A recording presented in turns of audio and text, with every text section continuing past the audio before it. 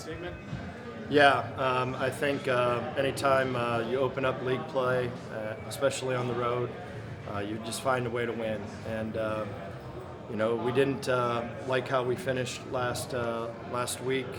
And the positive coming out of this game was that we had a chance to finish on offense, and we did.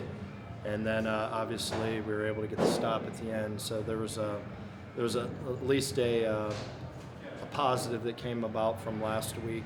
But these games are going to be heavyweight fist fights. There's good coaches and good teams in this league. Obviously, us spotting them 7 points, that's hard when you're on the road. But we found a way to win the football game. But we got to understand that those critical errors, especially when you're on the road, or even when you're at home, I mean, the games are decided by 1 or 2 plays. So. The positive is we found a way to get win. We need to improve running the ball. We did not run the ball well again, and that's disappointing. So I thought Connor played these last couple of weeks lights out. I mean, he's playing high-level football. Obviously, Fannin is doing a great job, but we need to find a way to run it better. That was the negative on offense, and then we let the quarterback get down the field a couple times on us on some quarterback runs. Got to clean that up. But the big takeaway is to show the kids that you can't give 7 points away. So that's something we got to definitely address.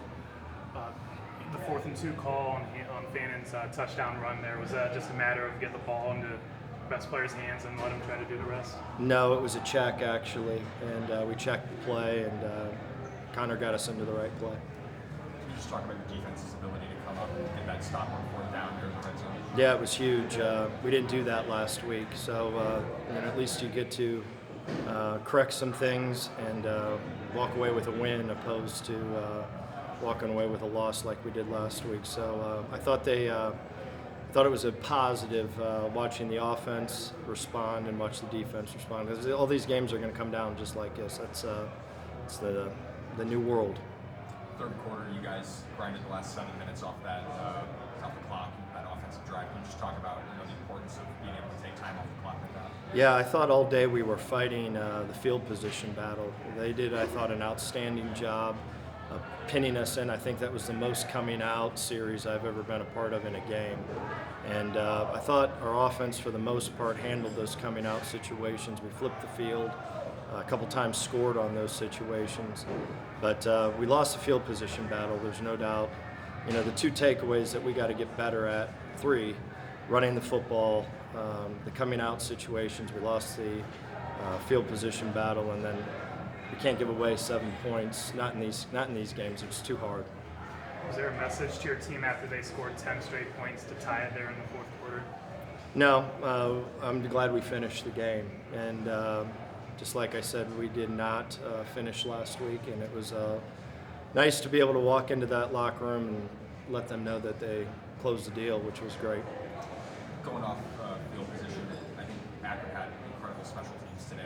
They were awesome. 4 times. What can you say about their special teams? I thought that punter was the player of the game. He kept Akron in the game, and obviously Akron did some other things that were great, but that punter played exceptional. Just like I said, that's the most coming out plays that I think we had to deal with maybe in my career in one ball game.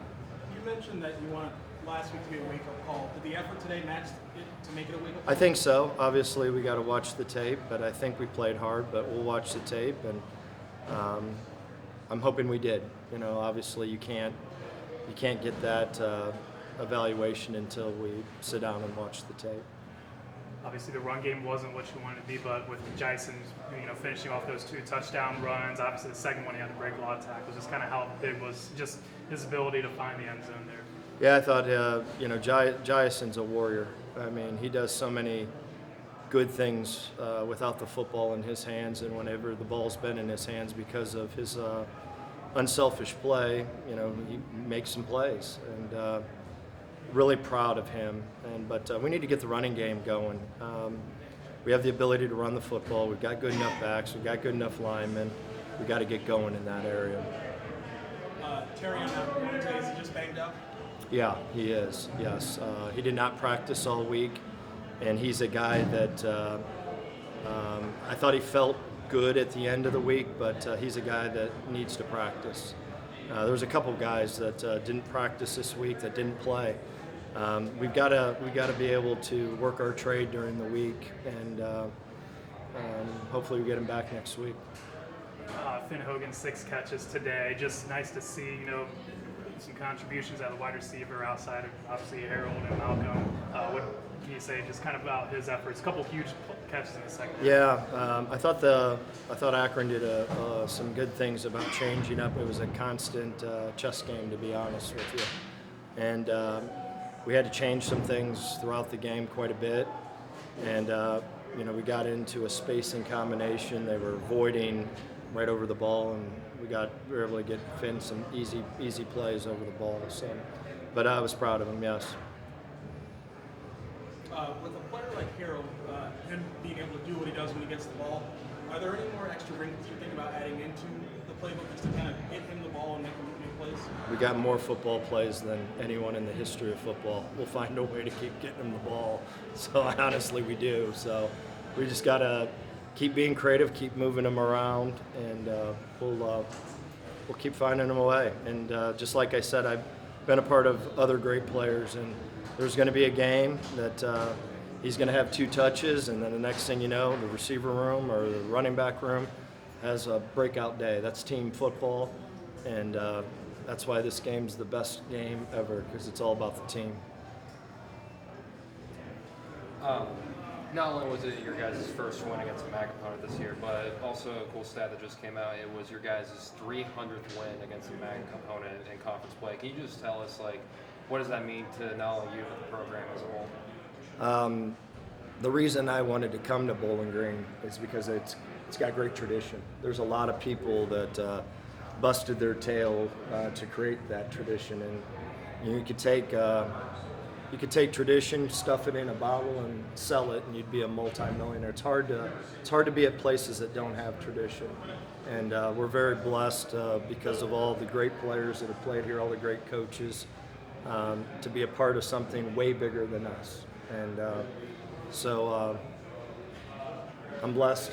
Our program, our players are blessed. Our coaches are blessed to be a part of such a great place. Any more questions?